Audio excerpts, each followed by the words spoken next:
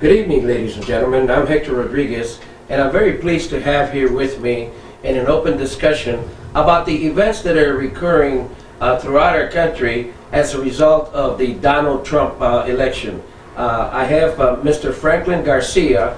He's the shadow representative for our nation's capital and also a former founder of the DC Latino Caucus and many other great things. Mr. Garcia, it's a pleasure to be here with you in this open discussion. Thank you so much, Hector. I'm very excited to discuss this current phenomenon that's going on in our nation. We're seeing Donald Trump currently really taking the whole country by storm, if you will, by surprise. We don't know where this is going. We're excited that more people are becoming part of the process, but we're also concerned about these people. Who are they, and why are they suddenly appealing to the kinds of rhetoric that we're seeing, which is very negative? And so we're very alarmed and concerned in certain communities, certainly in the Latino community. We're very, very concerned about the situation. I think Mr. Trump set the tone for what is happening today. He set the tone by starting out his election and slapping people in the face, American citizens and others, by criticizing Latinos and other people in America, and instead of trying to bring the United States to be a United States, he is dividing the people and trying to break into old racial and negative matters and bringing that into the discourse.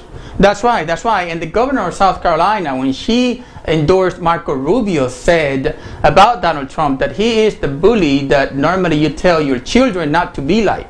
And so, we understand that some of the concerns he's bringing forth are important issues to discuss. We're not so clear that they ought to be discussed in the way he's doing it. And that's what I'm afraid of, that he's stirring up emotions in people that maybe anger that they have inside. There are a lot of people out there that maybe racist, bigot people, and people who are just not comfortable maybe saying some things that he is saying.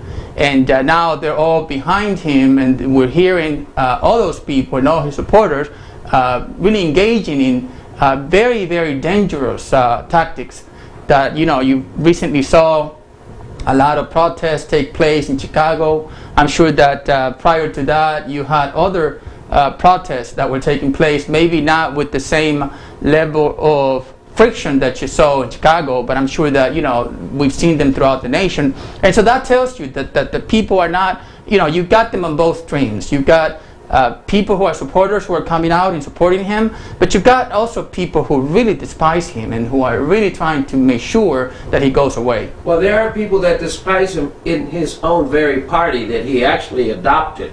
And I say to you that the Republican Party is in complete chaos right now. They just don't know what to do with this election.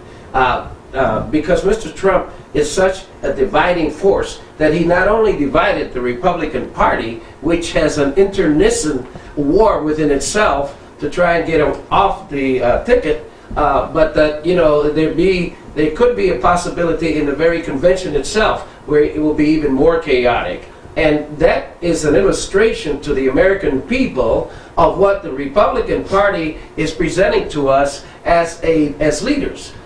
We see the chaos, we see the bad language, we don't see a very presidential type of individual, and the people that are voting for Trump are people that are coming out of the woodwork from the traditional negative aspects. And I think that even the Republican Party is rejecting that kind of character. That's right. Even so, that even after taking a pledge, you've had Senator Marco Rubio is coming out and saying that he finds it very difficult as they go, progress to if Donald Trump happens to be the Republican nominee, he finds it very difficult to support somebody like that because of what he brings, all the hatred, all the negative rhetoric, alienation of entire communities and groups of people. I'm not sure that if the people can see this man becoming president, the Republicans ought to be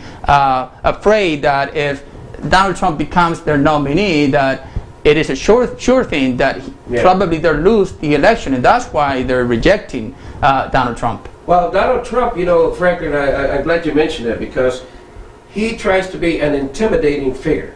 And he is not allowing for different points of view to come into our electorate, to come into our discourse. And one thing about America, America has a legacy of being inclusive.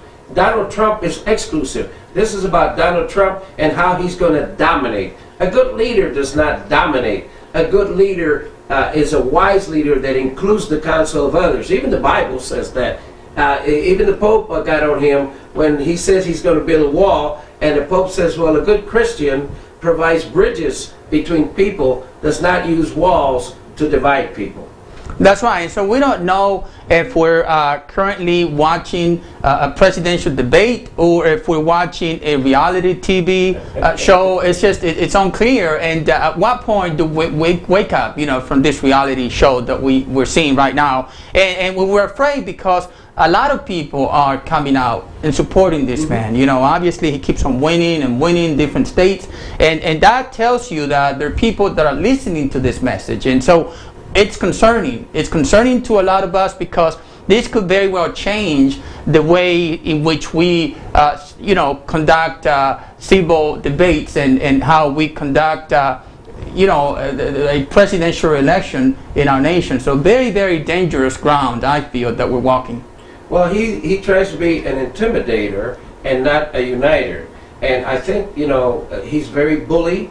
A bully, and what's happening in Chicago and these places are, what you do with a bully is you stand up to him and you get in his face. And what's happening is that people in Chicago and these places are not intimidated by Donald Trump, and they are getting into his face. And unfortunately, as you say, when you stand up to a bully, as Marco Rubio tried to do, it actually backfired on him, and it didn't work out too well, for him. But I think for our community, for the Latino community, what we need to do is we need to make sure that our community is well educated, that we have a strong voting bloc, so that at any time, we're ready to yield the call. If we ought to rally behind a particular candidate to make sure that Donald Trump doesn't make it, then I think we ought to make sure that that voting bloc is available. And I know that a lot of different groups, I know that you're working on a project, LAVA, to get more Latinos involved in the political process at a national level. I think you're starting in DC.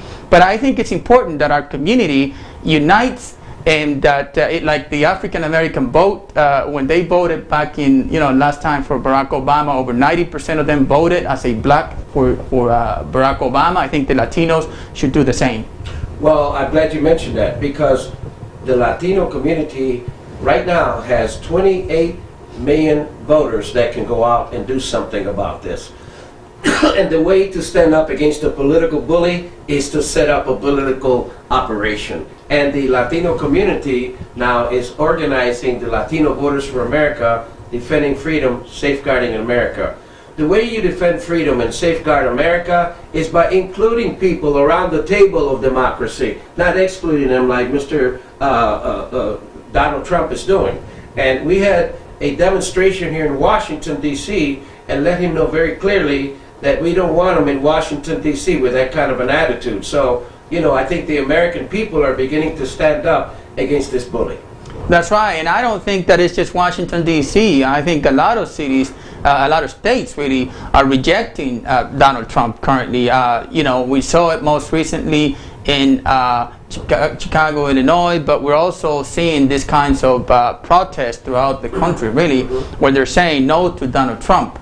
We started it back in the early, actually the end of last summer, last year, but you see this momentum against Donald Trump growing and growing and growing, and we need to continue it because we want him to be perhaps the nominee, because I think he may be the weakest of the political candidate. As Democrats, we believe that he's the weakest in the Republican Party, but we want to be careful too. We don't want this thing to get out of control. Exactly. I think the best way to stand up to this bully is at the ballot box.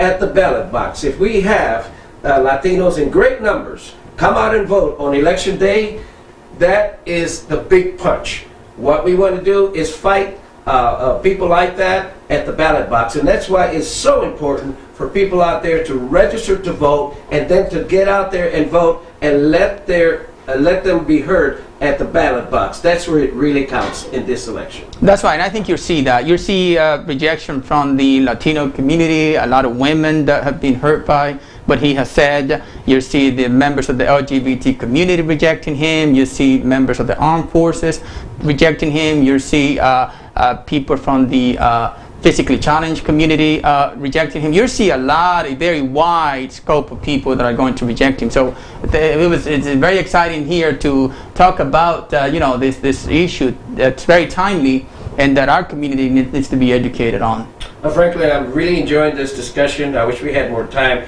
but I do want to commend you for the fine work that you're doing in the nation's capital as shadow representative and as a founder of the DC Latino Caucus.